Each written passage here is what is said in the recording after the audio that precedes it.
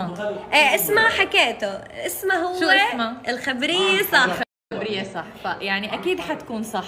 حلوة حلوة حلوة حلوة.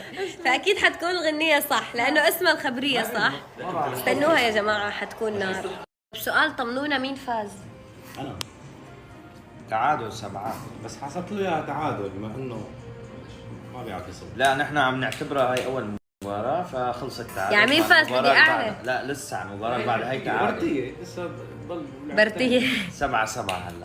فالمباراة اللي بعدها هلا 7-7.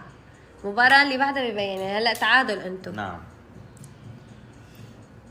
أنا بشجع محمود. يا عمري أنت مين بتشجعي؟ مين بشجع؟ أخوك أكيد صح؟ بشجع نهى. يعني بالفي قصدي هلا انا بشجع حالي اكيد طبعا هذا شيء اساسي. بس بالفيفا انت طبعا بفريق. طبعا أبو حميد. أيوة. أبو حميد الملك. طب يلا نبلش الثاني هاي لعيونه. مباراة اهلا وسهلا عادي. هي مباراة أهلا. والثانية شو تعتبر؟ ما كسحت. والثانية شكلهم بده يلعبوا فيفا وما نسجل الاغنيه اليوم. هو منسجل. لا يلا. انت يا عمري انت قاعدة عم تشربي هذا عبين ما نخلص صح؟